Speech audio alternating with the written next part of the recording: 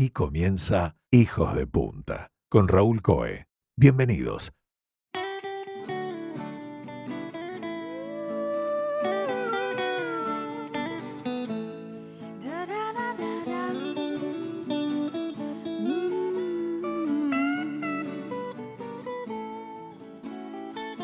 Los proyectos inmobiliarios generan trabajo, activan las economías locales, inciden en la sociedad y provocan impacto. La frontera entre avance arquitectónico, desarrollo inmobiliario y sostenibilidad es un delicado equilibrio, interesante, significativo y muchas veces polémico. Hoy, en Hijos de Punta, vamos a conversar sobre construcción y desarrollo inmobiliario en Uruguay.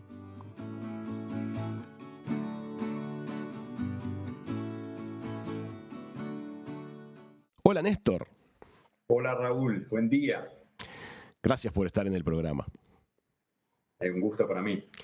Néstor es Néstor Strick, es uno de los desarrolladores inmobiliarios más influyentes, más dinámicos de nuestro país. Él ha impulsado proyectos de gran escala, tanto en programa residencial como en programa hotelero. Podemos mencionar los edificios Millennium, Le Jardin, Imperiale, One, Fendi Chateau, aquí en Punta del Este, y los hoteles Sheraton, Hyatt Centric en Montevideo, incluso el curioso e innovador hotel Midland en Tacuarembó. Néstor, gracias por estar con nosotros. No, el gusto es mío, realmente. Quisiera empezar, Néstor, por conocer un poquito más de ti. Quisiera saber dónde naciste, dónde estudiaste y sobre todo, qué hizo que dentro del mundo de la arquitectura te fueras metiendo en el mundo de los desarrollos inmobiliarios.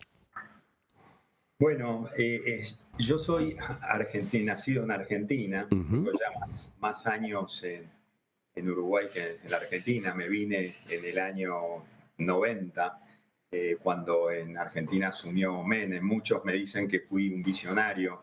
En realidad no fui un visionario, sino que las causalidades de las vidas me llevaron a encontrar a mi media naranja y me casé con una uruguaya. Y bueno, empezamos viviendo en Argentina y bueno, empezando a trabajar en Uruguay, yendo y viniendo, y a la hora de formar una familia decidimos que el lugar que más nos gustaba era Uruguay, y creo que no nos equivocamos. ¿Para ese momento tú ya estabas formado como arquitecto en la Argentina? Sí, claro, yo ya llevaba unos 7 años. Yo me recibí muy joven, me recibí a los 22 años en Uh-huh. Argentina y trabajé en forma inmediata, incluso mientras estudiaba, con lo cual ya llevaba un tiempo trabajando allá y bueno, después cruzamos el charco. Y cuando vinieron para el Uruguay, ¿cómo empezaste a conversar, a conectarte con el mundo de los desarrollos inmobiliarios? Bueno, a ver, en realidad mi origen, yo cuando era joven, a esa edad, incluso previo a recibirme, yo era jugador de vóley en el momento donde en Argentina el vóley pasaba de ser amateur a ser profesional. Ajá. Y yo jugaba en Náutico Acoba, un club de primera división nacional, y tuve la oportunidad de, conjuntamente con otros amigos, poder migrar a otro equipo. Y en ese momento el presidente del club, que era el presidente también de la Federación Metropolitana de Vóley Argentino, me dijo: Néstor, ¿por qué no emigrás o no pasás a otro club terminado el campeonato? Porque si se van ahora el equipo queda diezmado. Y automáticamente le contesté que sí. Y él me dice: bueno, ¿cuánto querés? Como que lo que yo ofrecí era parte de una negociación económica. Y yo le dije: Mira.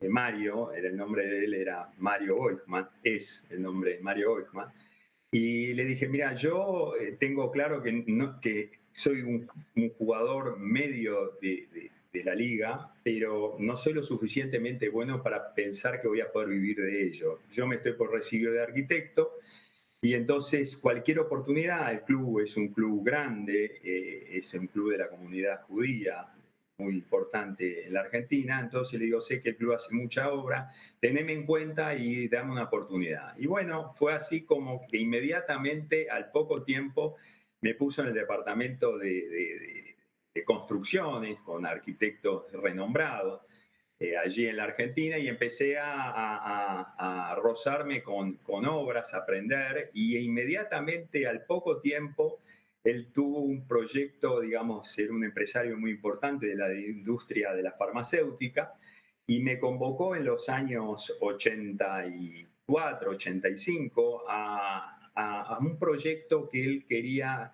hacer respecto a su propia empresa. Un proyecto faraónico de más de 10.000 metros cuadrados en el corazón de Belgrano, que lucía, digamos, muy fantasioso. Pero yo recién recibido pensaba que era una linda oportunidad para hacer una experiencia, para aprender, y participé sabiendo que había otros arquitectos también del mismo club o gente que lo rodeaba, ya muy renombrado, que seguramente iba a ser la novia para ese novio, ¿no?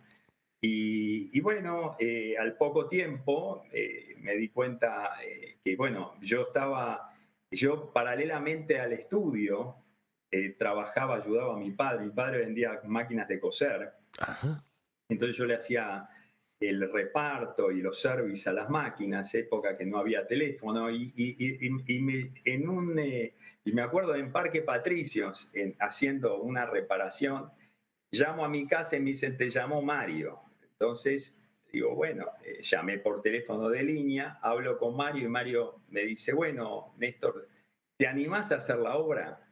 Y menos mal que era por teléfono y no había tecnología para que me vea la cara, que por supuesto le dije que sí, digamos, el atrevimiento de la juventud. Yo hasta ese momento no había hecho ni un local comercial de 4x4 y esto era una obra de 10.000 metros de 3 edificios Ay, ay, ay. en el corazón de Belgrano y bueno, metí para adelante y eso fue mi comienzo, que me dio una enorme visibilidad también a nivel del mercado local, porque era una época, en la época de Alfonsín, una época muy magra para la construcción, entonces lo que si eran 3 edificios de 10.000 metros, lucían por mucho más porque no había movimiento de construcción, y entonces eso fue de alguna forma el lanzamiento, lo que me posibilitó pasar a la visibilidad, y a partir de ahí, digamos, el vóley fue secundario y la arquitectura fue eh, mi pasión y por lo que hasta el día de hoy seguí trabajando. Qué linda historia, Néstor. No la conocía, no la conocía. Y rescato dos cosas. El deporte fue lo que abrió la primera puerta y te animaste a decir que sí cuando mucha gente tal vez hubiera echado para atrás. Muy, muy linda historia. Gracias por haberla compartido. Sí, no, fue la verdad que una historia muy linda para mí también.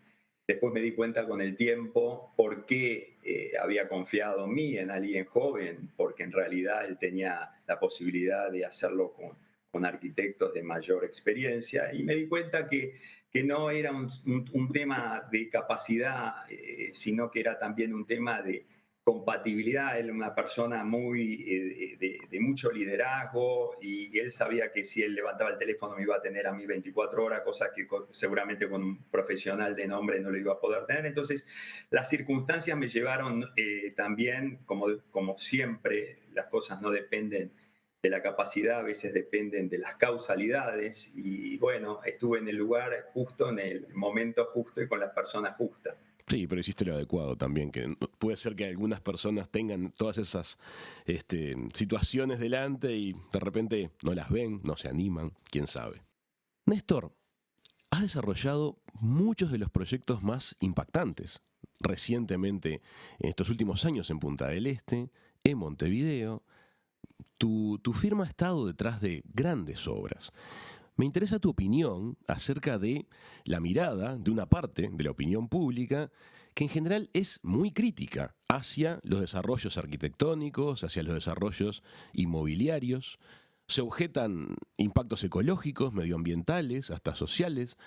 ¿Cómo sentís este momento de la opinión pública en relación a los desarrollos arquitectónicos? A ver, el crecimiento duele, ¿no? En general, el ser humano es reacio a las transformaciones, se queda con el estado que uno está, es más cómodo. Con lo cual, es entendible, yo miro las cosas desde un lado del mostrador y trato de interpretar al otro lado de la mejor manera y contemplando un poco el conjunto de las necesidades propias, que son las que nos llevan a ser innovadores en productos arquitectónicos y bueno, dependiendo cuál es el proyecto, lo que compromete.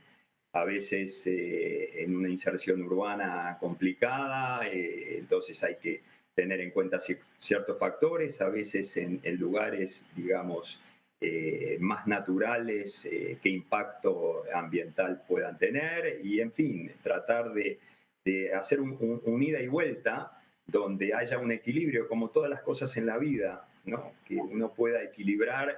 Detrás de todo esto también hay un negocio, entonces son muchas patas de la mesa que tienen que estar bien firmes para que no se caiga. Y actualmente, en ese sentido, ¿tú notas un cambio en la actitud social respecto de los desarrollos inmobiliarios de los últimos, por ejemplo, 15 o 20 años? Bueno, de nuevo, hay que analizar punto por punto, pero evidentemente, por ejemplo, llevando el tema a Punta del Este, las grandes discusiones de las obras en altura, como para llevar todo esto a un ejemplo, fue muy debatido y con muchos compromisos de distintos actores. Y me acuerdo, me ha tocado varias veces ir a defender o a fundamentar el porqué de altura, por ejemplo, en la primera línea de la Mansa de Punta del Este. Y yo explicaba que hay factores de toda índole, por ejemplo, de aspectos constructivos que tienen que ver que el código data de 50 años para atrás, donde cuando se permitían hacer 17 pisos también tenía que ver con la tecnología de la construcción y que de repente hoy no es una limitante. Que el limitante debería ser, digamos, reformular todo eso y decir, por ejemplo, te dejo hacer 25 pisos o 40 pisos, pero eso sí, no me tires sombra sobre la playa, porque si tu altura, y eso se puede regular a través de decir, bueno, en ese caso, los terrenos que tienen una orientación que pueden afectar esa condición, tienen que retirarse de una línea municipal, una tangente que lleva a que de repente te tengas que retirar 50 o 100 metros, entonces por ahí el terreno que vos tenés en primera línea no te sirve, salvo que tengas un terreno de 2 manzanas, en fin. Yo creo que hay que buscar siempre la objetividad y el cuidado de todas las partes para decir, bueno, genero las condiciones adecuadas para defender el medio ambiente, destino áreas que tienen que ver con, por ejemplo, en ese mismo caso, por seguir el ejemplo, la bahía de La Mansa está muy consolidada en altura, entonces habilito lugares que ya están de alguna forma destinados a que justamente quede mejor constituido una línea, un perfil edilicio más homogéneo sobre un lado y sobre el otro lado, hacia el este, que es el crecimiento natural, en el caso de ese balneario, voy generando otras alturas que tienen que ver más con la escala natural. O sea, en fin, el crecimiento existe, lo que hay que hacer es ordenarlo y cuidar, digamos, a todos los aspectos que conllevan a ello. Cuando conversábamos aquí en el programa con la arquitecta Soledad Laguarda del Departamento de Urbanismo de la Municipalidad de Maldonado, ella nos hablaba que Maldonado y Punta del Este tienen ejes sobre los cuales ya se puede y se podrá construir en altura, pero que la clave del asunto es que ellos salvaguarda las zonas de barrios jardines. Y estoy de acuerdo, y sí, es así. La última reforma se destinó al eje Aparicio-Saravia como un eje de altura. Uno puede estar de acuerdo o no, pero me parece que hace al ordenamiento y destinar áreas de barrio jardín, que ahí sí no convive bien los edificios en altura con las casas unifamiliares, ¿no? Néstor, tú sabes que en el ideario, en la opinión pública, muchas veces el desarrollador arquitectónico suele ser una figura muy asociada al éxito. Es como que todo aquel que sea desarrollador inmobiliario ha de ser una persona exitosa. En tu caso has tenido muchos desarrollos exitosos, pero bien sé que algunos no. Me gustaría que compartas con la audiencia y que cuentes algunos casos en los cuales las cosas no salieron como se deseaban. Es correcto, y además se aprenden de los errores y no de los éxitos, con lo cual, los desarrollos inmobiliarios conllevan ciclos muy prolongados, desde que uno detecta el terreno, la oportunidad, idea un proyecto, lo lleva a cabo y hasta quien dice termina el negocio, porque el negocio no termina cuando se termina de construir, ¿no? No, claro. Entonces, en todo ese periodo suceden muchas cosas, sobre todo en países o regiones donde hay mucha volatilidad en las condiciones. Entonces, muchas veces, si lo analogamos a una travesía, es como que uno puede salir con aguas calmas y en la mitad hay tormentas más fuertes, más grandes, y después suceden muchas cosas en esa travesía. Entonces, para llevarlo a algún ejemplo, yo cuento a veces que, por ejemplo, Millennium, de las mejores ubicaciones, creo, Sí, sí. de Punta del Balneario, Junto a Hotel Enjoy, un exactamente. lugar donde es una apuesta, es una fija, como se dice. Ujú. Bueno, nosotros lo arrancamos en el año previo al año 2001, donde ya había algunas condiciones, algunas crisis económicas en la región.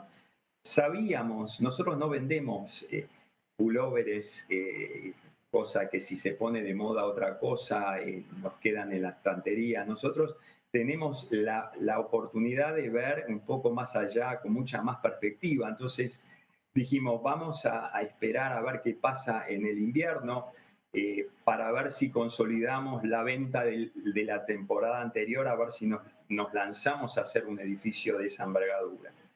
Y lamentablemente en septiembre para el mundo, septiembre del 2001, ocurrió lo de las Torres Gemelas. Ujú. Era malo para el mundo, pero de alguna forma la mirada de la región era positiva en términos de que la gente iba al revés, a no moverse más allá de la región. Entonces consolidamos lo vendido y dijimos, vamos a empezar. Sobre fin del 2001. Perdón, cuando decís consolidamos lo vendido, ¿a qué aspecto te estás refiriendo? ¿Ustedes habían prevendido con una especie de compromiso por si Nosotros se siempre lograba? prevendemos, hacemos ofertas irrevocables de forma tal de que si no hay un mínimo de venta, esas obras no se terminan, o sea, no pasan a la etapa formal del compromiso Claro. de compraventa. Hay una Y escala gatillo.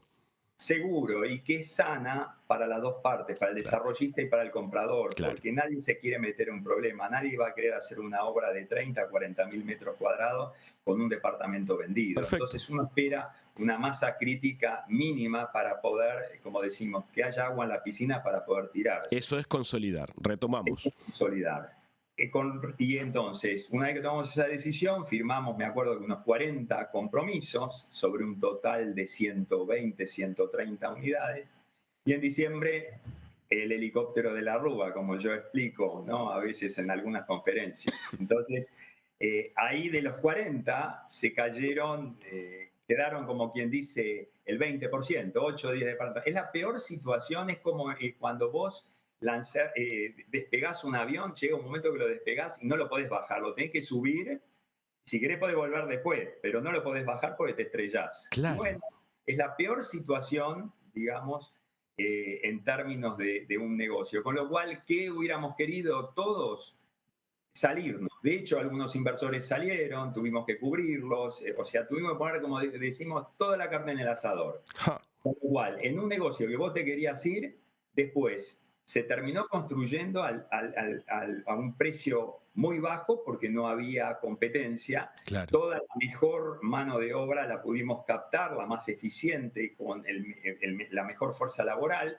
Los subcontratos nos ayudaron. ¿En qué terminó todo esto? Se construyó muy barato. Al cabo de 3 años el mercado se recupera. No pudimos vender nada, que para nosotros es una desgracia porque no podemos apalancarnos y tuvimos que poner, como dije recién, la carne en el asador significa, digamos, financiar la obra con muchos recursos. Sí, la mano al bolsillo.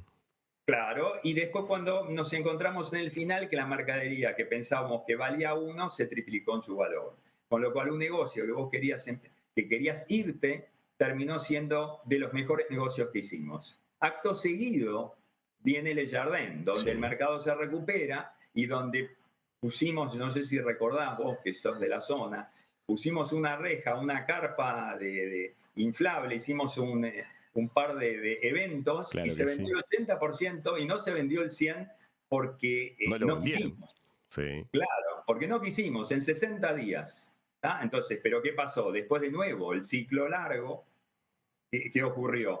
Lo que iba a salir 100 salió 150 y como vos tenés prevendés en dólares y gastás en pesos, el negocio que era excelente terminó siendo bueno, regular. Y no fue malo porque no vendimos ese 20% que al final lo pudimos hacer valer y terminar promediando un negocio bueno. Pero, de nuevo, en ciclos largos, pilotear una nave de estas a veces es relajado y a veces tienes que agarrar muy fuerte el timón para dar los movimientos adecuados en el momento justo. Y son sacudones grandes, estás hablando de compromisos enormes, montos muy significativos. Me imagino que esto también debe repercutir en tu forma de ver las cosas, hasta en tu salud mental, de haber muchas noches sin dormir cuando el mar se pone complicado, ¿no?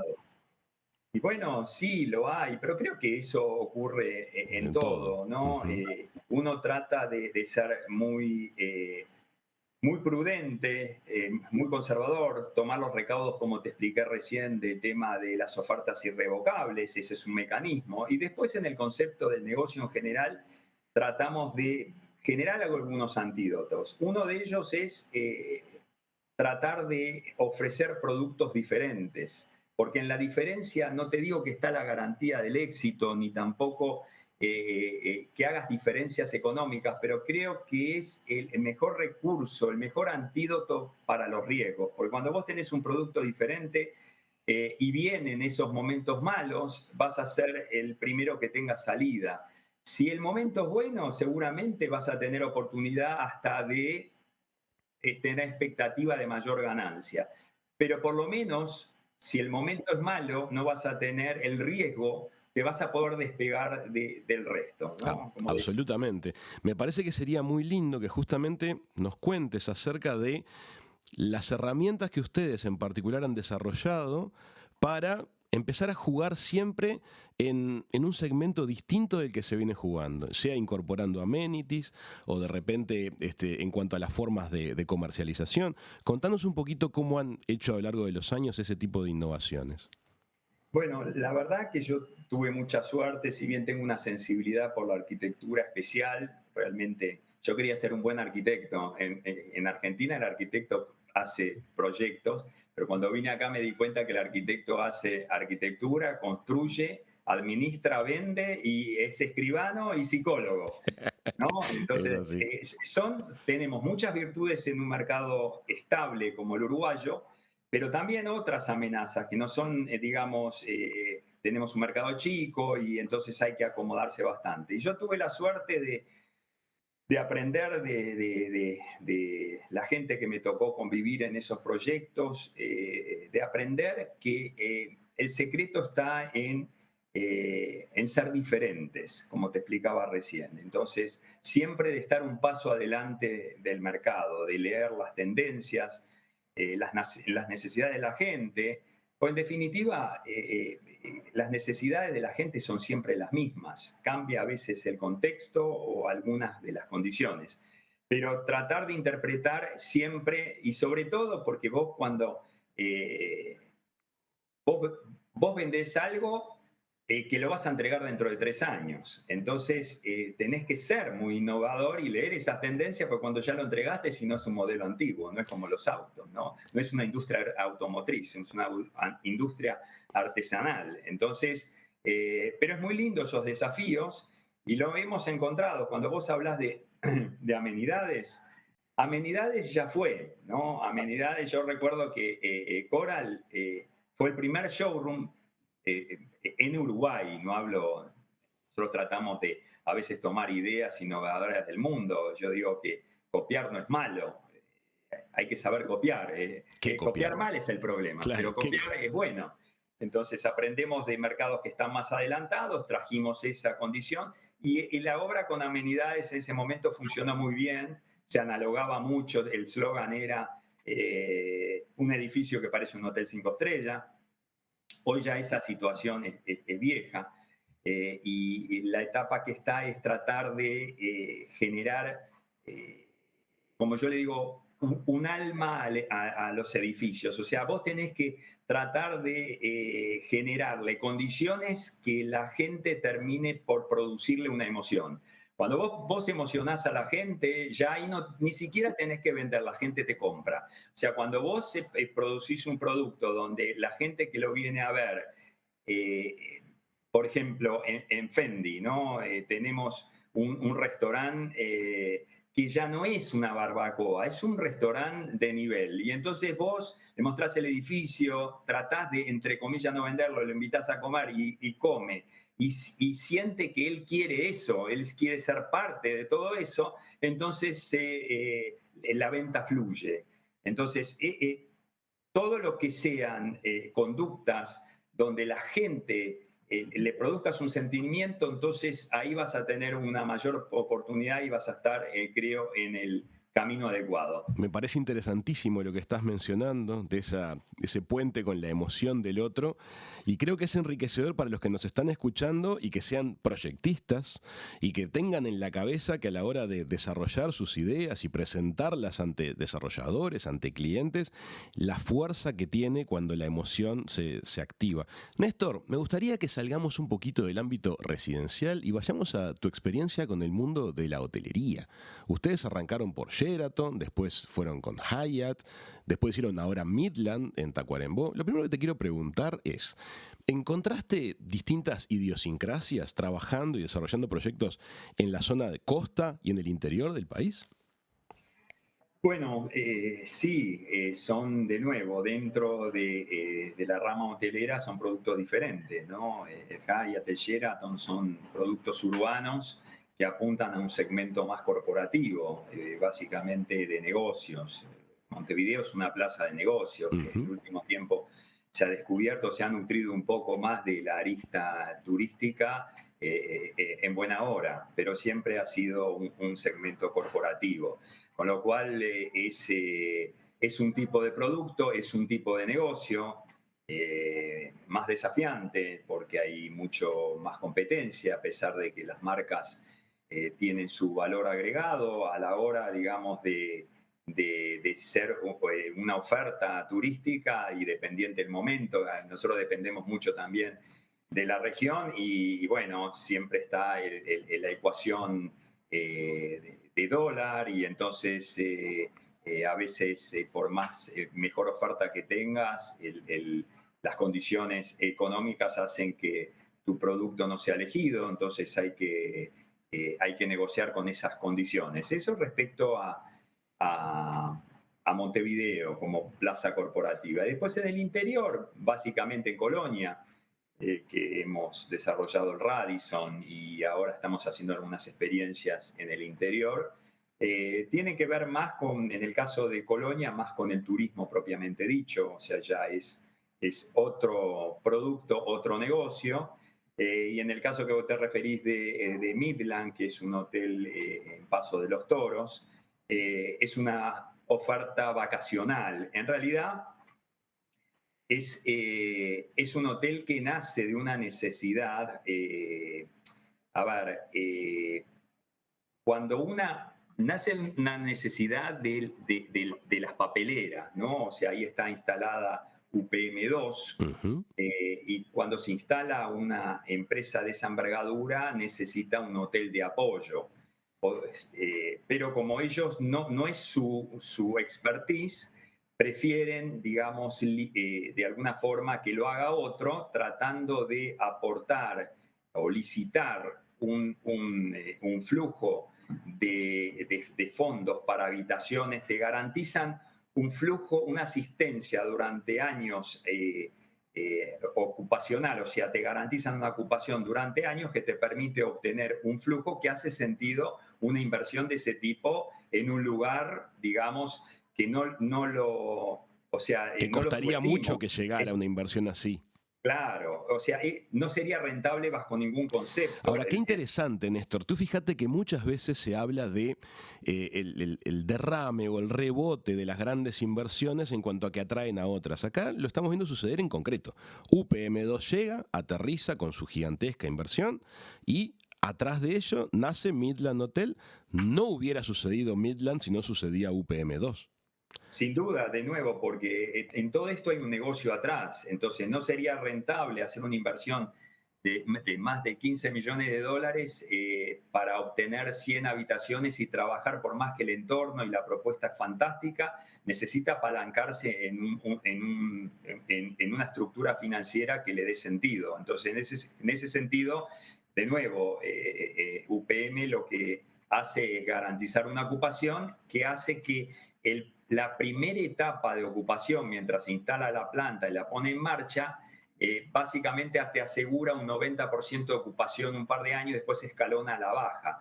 En la medida que se escalona a la baja, pues tienen menos necesidad ocupacional. En el plan original, en el master plan inicial, nosotros ya teníamos previsto el reseteo del producto a una oferta vacacional. En este caso es un all inclusive. Entonces, cumplido la primera etapa, llevamos ya hace un año la reconversión en turismo vacacional, en un all inclusive, con mucho suceso para nuestra buena sorpresa, porque bueno, es un producto que está ubicado a tan solo 260 kilómetros de la capital, que es una distancia lo suficientemente cerca para ser amigable y suficientemente lejos para que no vuelvas en el día. Entonces, tenemos un producto que atrae mucho, que alguien puede, es más, gracias a UPM también se está haciendo la doble vía que va a llegar hasta la puerta del hotel, con lo cual en 2 horas y media vas a tener una oferta muy atractiva que hoy la encontrás básicamente,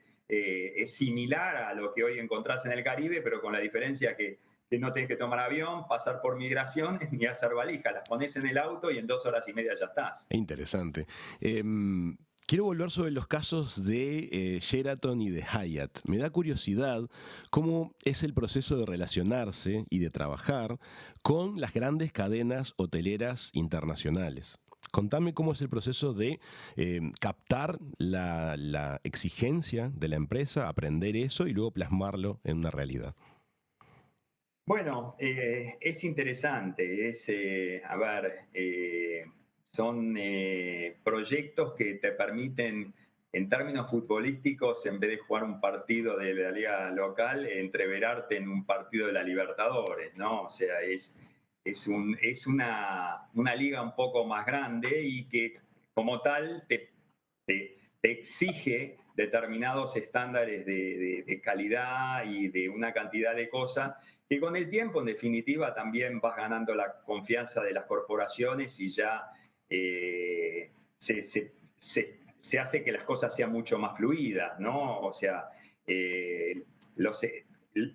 si bien, por ejemplo, cadenas como esa, en la última experiencia que tuvimos, por ejemplo, con el Hyatt, exigen diseñadores de interiores que están en su book, o sea, en sus libros. O sea, no permiten que alguien, es por dar un ejemplo, que alguien que no haya ya hecho el interiorismo de otros hoteles similares no califica. Claro. Entonces, bueno, nosotros después de haber hecho ya una cantidad de hoteles, tratamos de convencerlos que sí calificábamos y bueno, sí, pudimos en principio empezar a trabajar con ellos de una manera, terminamos de otra y ganándonos la confianza que nos permitió tener mucha más flexibilidad. Antes teníamos que pedir permiso, como quien dice, para ver qué telas llevaban los sillones. Y finalmente, como eso se hace de mucha burocracia y conspira contra la rentabilidad o la eficiencia de un costo de obra, bueno,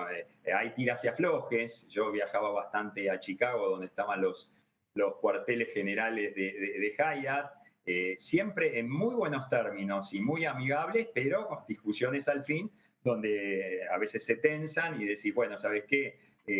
Vamos a hacer una cosa, terminamos el hotel, si no te gusta, se va a llamar Hilton. Se llegó a ese tipo de situaciones. Bueno, porque el ida y vuelta demora tanto las cosas que Claro. prolonga los tiempos, las decisiones, y eso conspira a los costos que uno tiene programado. Entonces, bueno, pero después cuando nos empezamos a conocer y ellos validan que probablemente, es más, te voy a contar algo, nosotros por un tema de producto, el hotel por su ubicación, sus metrajes y sus condiciones calificaban para que dentro de la cadena Hyatt, que hay distintos branding, Los niveles, sí.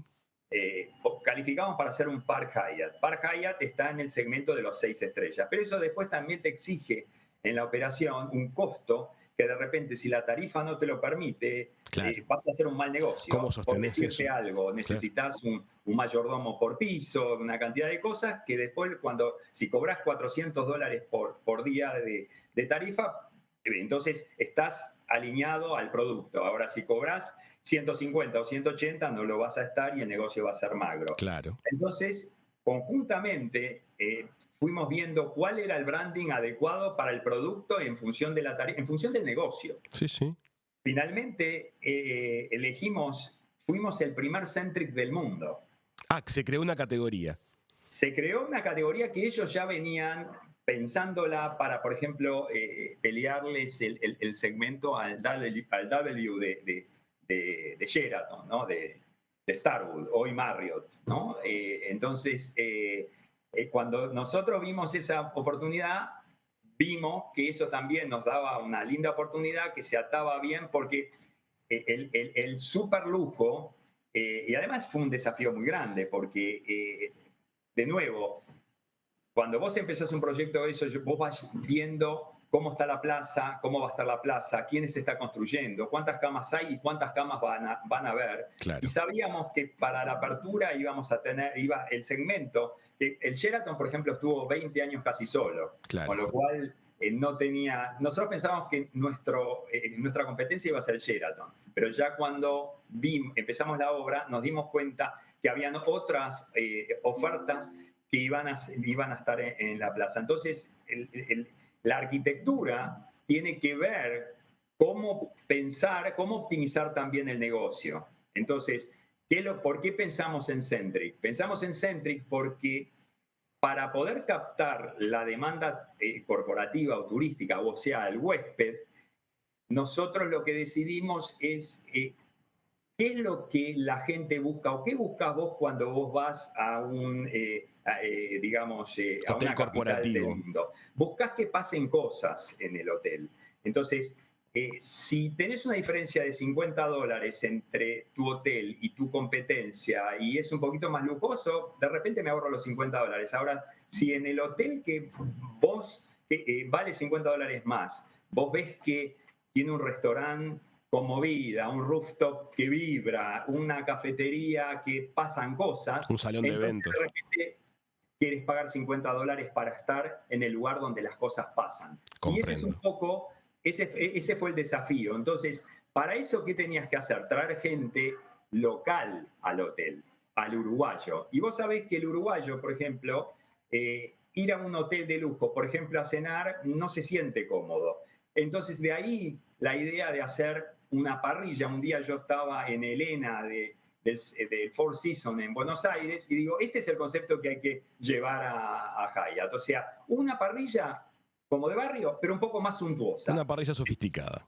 Sofisticada, donde la comida sea abundante, no sea un plato donde te sirvan un timbal de arroz y un pedacito de... No, que la milanesa se te salga del plato y que el precio sea adecuado. Entonces ahí la gente va. Bueno, si la gente va, pasan cosas, entonces el huésped vive una experiencia diferente. Entonces quiere estar en ese restaurante, de noche quiere estar en el bar, le pusimos nombres amigables, hicimos un multiespacio de forma tal de que tenga mucha movida. Y creo que eso ayudó, no sé si lo hizo exitoso, pero por lo menos le dio herramientas para poder serlo. Creo que sin duda el público de Montevideo se apropió del hotel como tal vez no se había apropiado de las propuestas de hoteles de jerarquía anteriores. hay un relacionamiento que se nota que es distinto. Pasan más cosas de las que solían pasar. Lo vimos nosotros, el Sheraton. ¿Quién iba a comer al Sheraton? A eso voy, justamente. No, No, pero aparte, no. y además han empujado, porque cuando alguien innova, como fue este caso, también empuja a que las competencias vayan en la misma dirección y de alguna manera la calidad de servicio, lo que recibimos los usuarios, no deja de subir. Y también la exigencia de los usuarios no deja de subir. No siempre después pagamos lo que exigimos, pero entiendo que hay que proponer. Es bueno, y igual el mercado hacia arriba, y eso creo que es en todos los órdenes de la vida, creo que eso es positivo. Claro. Néstor, estamos cerrando. Esta nota la estamos grabando en los últimos días de octubre, a pocos días de la elección nacional aquí en el Uruguay. Me gustaría que nos cuentes cómo ves las perspectivas del sector inmobiliario para esta próxima temporada de verano, aquí en la zona este, en Colonia, y también tus perspectivas de mediano plazo a la luz de las noticias que podemos tener en los próximos días a nivel político en Uruguay. Bueno, a ver, soy arquitecto, no soy adivino. No te pido análisis político, te digo, ¿cómo repercute todo esto en el clima de negocios, en el ambiente de inversión? A ver, siempre las elecciones son una expectativa y ante la expectativa la gente se para a ver que es una incógnita a ver qué va a pasar. Yo creo que no va a cambiar nada, gane quien gane. Si hay algo que tiene bien ganado el Uruguay es una estabilidad democrática que durante los últimos 20 años, con alternancia de los distintos partidos políticos, le ha dado mucha estabilidad. Y cuando en esa estabilidad se mantienen los aciertos como política de Estado y se construyen a través de él, creo que hace al Uruguay un país previsible e interesante o muy interesante para invertir. Yo te diría que los desafíos no están ahí, están más en los factores exógenos o los externos que hacen o condicionan, como te explicaba antes, que negocios de largo plazo se vean afectados. Y fundamentalmente en lo que refiere a plazas turísticas, en lo que tiene que ver con países vecinos. Y en ese sentido, nuestro principal cliente es la Argentina, a pesar que Brasil, digamos, es un mercado que cada vez crece más y el mercado por fuera del Río de la Plata, llámese Chile o extra Mercosur, también cada vez nos sorprende más, sigue siendo significativo el aporte de nuestro hermano mayor, como dicen, ¿no? de la Argentina. Y bueno, veremos qué sucede en la Argentina en ese sentido para ver, ¿no? Cómo incide la temporada y el futuro de mediano plazo. Néstor, te quiero agradecer muchísimo tus palabras. Le cuento a la audiencia que mi relación con Néstor es muy extensa. Siempre admiré en él mucho su optimismo y su pujanza y es una alegría haberte tenido hoy en el programa. Gracias por este ratito con nosotros. Gracias a vos, Raúl, por el intercambio de ideas que creo que es interesante compartir contigo. Claro que sí. Amigas, amigos, Néstor Strick, desarrollador inmobiliario, ha pasado por la mesa de Hijos de Punta.